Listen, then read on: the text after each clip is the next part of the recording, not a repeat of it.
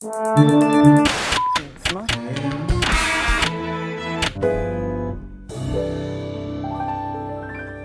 David, you're a very active, outdoorsy guy. What have you been doing in your leisure time lately? Why are you going to bring that up? I spent the weekend buried I'm curious. in a house of cards. I might as well.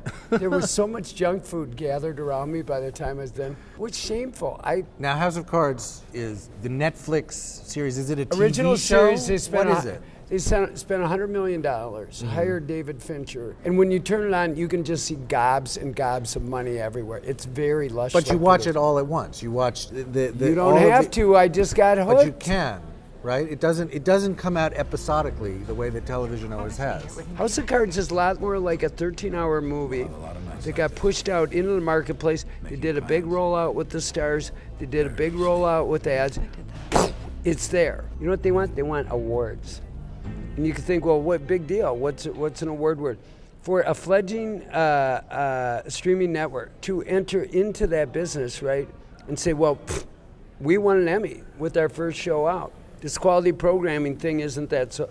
So is it a threat, do you think, to the? I mean, we've had in the last few years, just looking at or over the last 10 years even, looking at the Emmys, cable stealing a lot of thunder from broadcast networks. It also seems that Netflix is piggybacking on the way that people have come to watch a lot of these cable shows and even some of the broadcast shows, which is on this binge model. You don't have to enter in midstream. You go back, you watch, all of the seasons previous. I've been watching the first season of Hatufim, also known as Prisoner of War, which is the Israeli show that Homeland is very loosely adapted from. Look, I watched Nashville last weekend, all 8 episodes of this year. That's soap opera. That show is amazing. Oh my God. Bill, I need to know your decision. Well, you can kiss my decision as it's walking out the door. That show is just...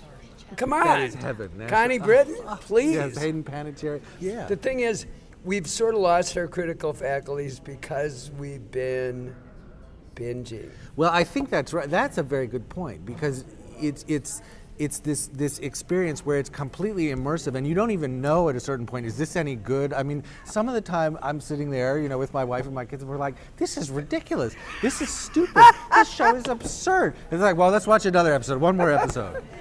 Do you think that these directors and these showrunners know what I'm doing and they're starting to change the way they make shows?